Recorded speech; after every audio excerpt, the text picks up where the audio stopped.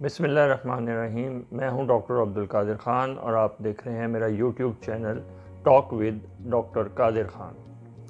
आज का जो टॉपिक सेलेक्ट किया है वो बहुत सारे हमारे व्यूअर्स ने कमेंट्स किए थे कि जी आप डायबिटीज़ के जो है ज़ख़म पाँव पे होते हैं उनके बारे में भी एक प्रोग्राम करें। तो ये आज का प्रोग्राम मैंने कहा उनके लिए इस जो डायबिटिक फ़ुट है या डायबिटिक फ़ुट अल्सर है या शुगर के जो ज़ख़म पाँव पे हो जाते हैं उनके बारे में है।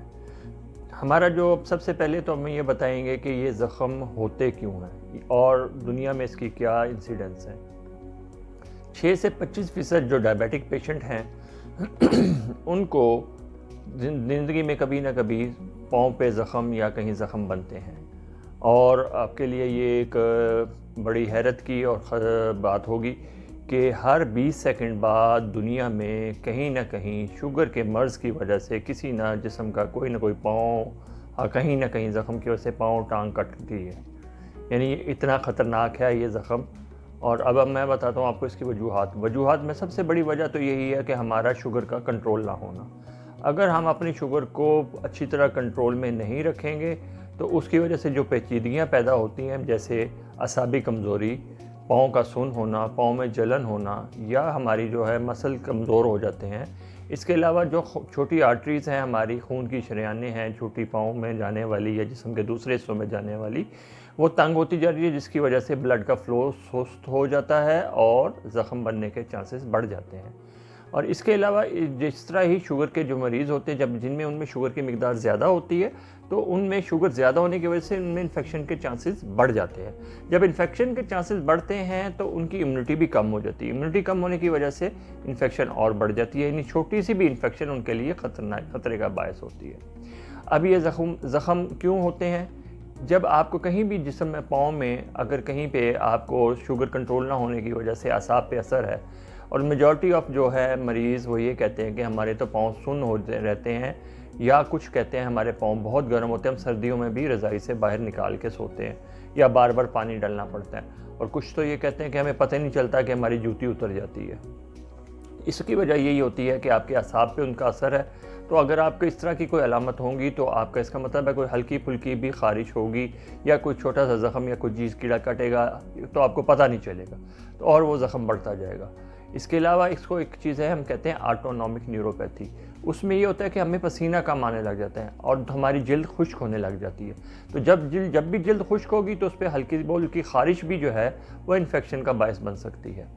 तो अब इसके बीच में है कि इसकी अलामात क्या होती हैं कि आपके पाँव को, अगर पाँव पे आपके कहीं पे भी कहीं कलर चेंज हो गया है, सुर्खी माइल हो रहा है, आपको दर्द महसूस हो रही है, हाथ लगाने से उसका टेम्परेचर ज़्यादा महसूस हो रहा है, या वहाँ पे कोई ज़ख़म बन गया है, तो इसका मतलब ये है कि आपको कहीं ना कहीं डायबिटिक फुट का अल्सर की बनने की शुरू हो गया है। तो इसके लिए आपको डॉक्टर बनकर, अब इसके ये अल्सर बहुत किस्म के होते हैं, मेजॉरिटी 4 किस्म के होते हैं, जिसको हम कहते हैं स्टेजेस इनकी।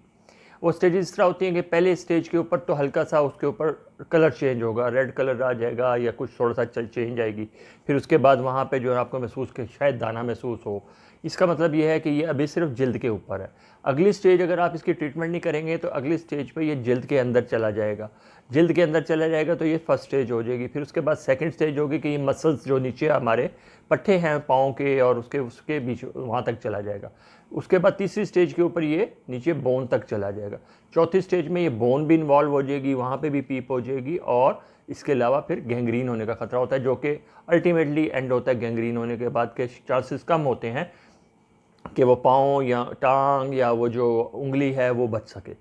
तो अगर कहीं पे भी आपको, जैसे मैंने पहले बताया है कि अगर आपको महसूस हो कि पाँव के ऊपर कोई दाना बन गया है जो कि ठीक नहीं हो रहा, बढ़ रहा है, या उस दाने में से पीप आ रही है, बुरी स्मेल आ रही है, बैड स्मेल आ रही है, और आपका जो है उसका रंग भी चेंज हो गया है, सूज भी गया है, और उसके अलावा आपको जो है वहाँ पे महसूस हो रहा है कि जी अंदर से मतलब बहुत ज़्यादा पीप और कभी खून मिली पीप आ रही है, तो आप अपने डॉक्टर से रब्ता करें। डॉक्टर से रब्ता करेंगे तो वो उसकी जो भी उसके हिसाब होगा, अब इसके लिए उसको देखेंगे। अब इसकी हम बताते हैं कि तशख़ीस कैसे होती है और इसको बचाया कैसे जा सकता है। तशख़ीस तो यही है कि आप जब डॉक्टर के पास जाएंगे तो आपका ब्लड टेस्ट करवाएगा, एक्सरे करवा के देखेगा, एक्सरे करवा के ये देखेगा कि हड्डी तक की इन्वॉल्वमेंट तो नहीं है, और फिर उसके बाद ये उसके लिए फ़र्दर उसकी ट्रीटमेंट होगी। तो ये अब इसके लिए आपने इससे बचने के लिए क्या करना है। बचने के लिए तो सबसे बड़ी चीज़ ये है कि अपनी शुगर को कंट्रोल में रखें। आपकी फास्टिंग शुगर 110 से नीचे होनी चाहिए और आपकी 2 घंटे खाने के बाद वाली शुगर 140 से नीचे होनी चाहिए।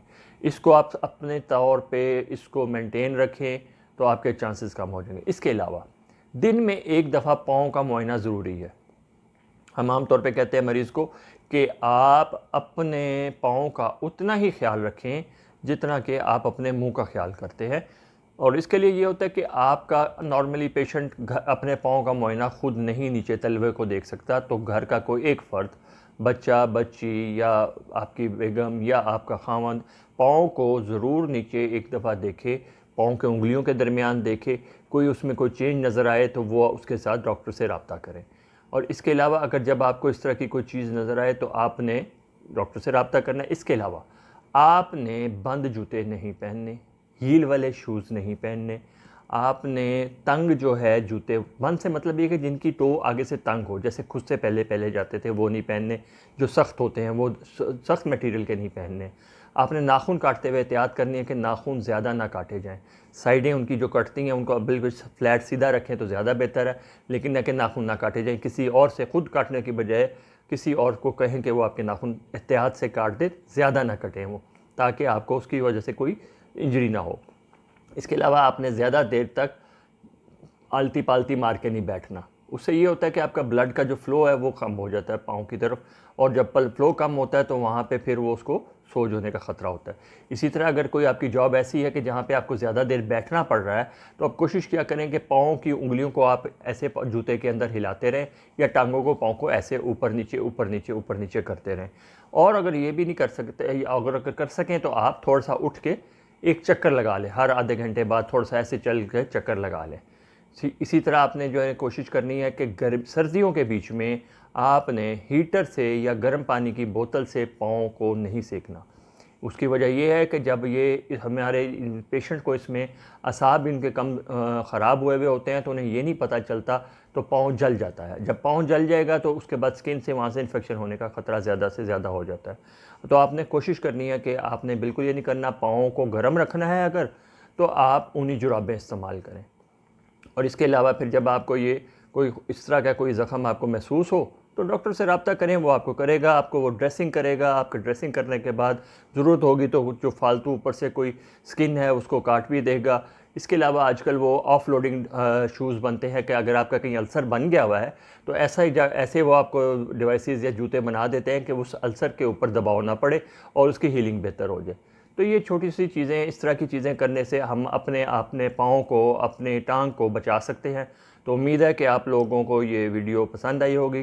तो अब मेरे इस वीडियो को आप लाइक करें, शेयर करें दूसरों के साथ, और सब्सक्राइब करें चैनल को। और कमेंट में इसके लिए कोई क्वेश्चन हो तो कमेंट में करते जाएं, तो इंशाल्लाह मैं या मेरी टीम उसका देख के तो मौके के साथ जवाब भी देंगी। इसके साथ ही अल्लाह हाफ़िज़, अस्सलामु अलैकुम वरहमतुल्लाहि वबरकातुहू।